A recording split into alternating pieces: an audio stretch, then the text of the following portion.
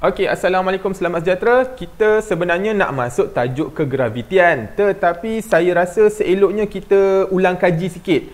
Okey, pengenalan asas kalkulator. Sebab kalau saya bagi teknik menjawab ataupun bengkel fizik, biasanya memang saya awal-awal tu saya akan check dulu kemahiran pelajar menekan kalkulator. Sebab bila kita check, rupanya masih ramai pelajar-pelajar ni tak reti nak tekan kalkulator. Kaedah dia tekan kalkulator ni sebiji macam budak form 1, budak form 2, okey?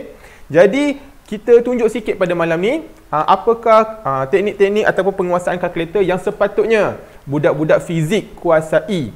Okey, kita tengok contoh yang pertama, okey. Ini bukan nak ajar jawab soalan tetapi nak ajar bagaimana nak guna kalkulator.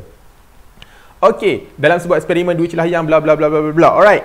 Kalau kita tengok ini tajuk dua celah yang, so formula dia ialah lambda sama dengan AX over D. Dia kata panjang gelombang lambda dengan jarak, okey, dia bagi lambda dengan X. Lepas tu dia kata diganti. Okey, kalau dia ganti bermaksud lambda dengan X yang berubah sama dengan A over D yang ditetapkan. Maknanya A dengan ni ialah constant. Bila A and D ialah constant, bermaksud kita boleh pusing formula kita menjadi lambda 1 X1 ialah lambda 2 X2. Okey, sekali lagi saya kata saya bukan nak ajar tajuk ni, tetapi saya nak ajar bagaimana nak tekan kalkulator sekejap lagi. Alright. Dia tanya apa ni? Apakah nilai panjang gelombang sumber cahaya Q? So Q ni lambda 2 lah. Okey, so lambda 2 sama dengan lambda 1 darab dengan X2 bahagi dengan X1. Okey. Yang ini apa yang kita nak tekan kalkulator sekejap lagi. Jadi saya padam. Okey, tulis dulu lambda 2 sama dengan lambda 1 X2 bahagi X1. Okey. Lambda 1 5 kali 10 negatif 7. Okey.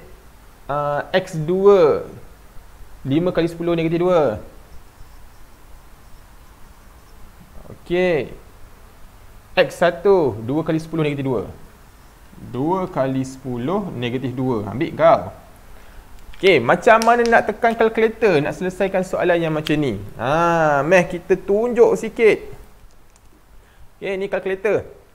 So, 5 kali 10 negatif 7 bermaksud kita tulis, ramai budak tulis macam ni. 5 kali 10 kuasa, mana kuasa? Kuasa negatif 7. Ini yang tak seronok nak tengok ni. Ini budak-budak form 1, form 2 ni. Jadi kita dah tingkatan 4, tingkatan 5 ni sepatutnya 5 kali 10 negatif 7 terus 5i negatif 7. I ni nampak? Saya tanda I ni bermaksud eksponen iaitu kali 10 kuasa. Kali 1 kosong kuasa. 4 button kita jimat Okey, 5i negatif 7 darab 5i negatif 2. 5i negatif 2. Okey, bahagi. Dalam kurungan lagi, nak selamat buat kurungan.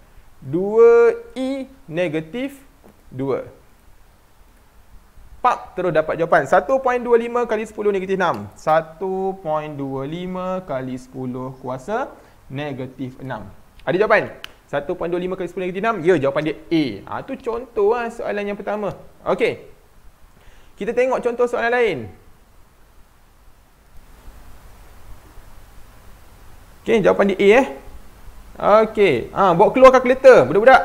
Budak-budak pula. Pelajar-pelajar sila keluarkan kalkulator masing-masing. Okey, kita tengok soalan yang kedua. Apa benda ni? Apabila 36 mikroampere. Okey, padam.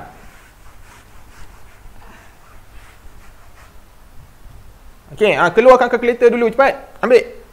Apabila 36 mikroampere mengalir dalam satu wire, berapakah bilangan elektron yang mengalir dalam wire tersebut dalam 1 minit? Okey, cas 1.6 kali 10 negatif 19. Okey, Q sama dengan IT. Ni tajuk elektrik. Kita tak belajar lagi lah dalam tutorial ni.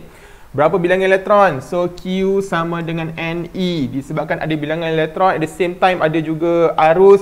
Kita combine dua-dua formula ni. Q dengan Q sama, jadi IT sama dengan NE. Jadi arus kita ialah 36 mikro. 36 mikro. Lepas itu masa berapa saat? 1 minit. 1 minit 60 saat. Dia tanya berapakah bilangan elektron? N, number of electron, dan E, 1.6 kali 10 kuasa negatif 19. Okey. Jadi N sama dengan 36 mikro darab dengan 60 bahagi 1.6 kali 10 negatif 19. Okey, tekan kalkulator macam mana? Okey, sekali lagi kita tekan kalkulator. Okey. 36 mikro. Tengok sini. 36 mikro berapa Kalau tak hafal jangan risau. Dekat kalkulator kita kalau FX570 lah setiap atas nombor ni ada nombor 1 kalau kita nampak ada huruf F, femto. Nombor 2 ada huruf P, pico. Nombor 3 N, nano. Nombor 4 mikro, mili, kilo, mega, giga, tera. Hampir semua prefix ataupun imbuhan yang popular tu ada. Jadi, sebab tu sampai sekarang saya tak hafal. Kalau tanya saya, cikgu, 1 nano berapa? Saya pun macam terkebil-kebil. Kali 10 negatif 9 kot. Okey, sebab semua dah ada kat sini. Yang penting-penting. Yang penting yang tak ada, yang saya nampak cuma senti sahaja. Itu kena hafal lah. Okey. Tu, macam mana nak tekan 36 mikro? Shift 4. Nampak? Dia keluar 36 mikro. So, 36 mikro darab dengan 60. Bahagi. Okey, ini ialah bentuk piawai. 1.6. E negatif 19. Nampak? Sama dengan 1.35 kali 10 kuasa 16. 1.35 kali 10 kuasa 16. Ada tak jawapan? Mari kita tengok balik gambar yang tadi. 1.35 kali 10 kuasa 16. Ya, jawapan dia D. Nampak? Okey, kita pergi soalan yang seterusnya. Apa benda ni? Imbuhan atau prefix? Ini yang tadi prefix. Okey. Kita tengok sekali lagi. Dah bagi tahu, dekat kalkulator awak ada semua, bukan semualah. Ada imbuhan-imbuhan yang penting dan dia ikut susunan. Nampak? Paling kecil nombor 1 femto, nombor 2 makin besar imbuhan dia sampai nombor 9 tera. Jadi kalau kita tengok yang mana susunan menaik dari kecil ke besar lah. Kalau kita tengok mikro dengan mili ni siapa dulu? Mega dengan giga siapa yang dulu? Jadi kita boleh tengok dekat susunan ni.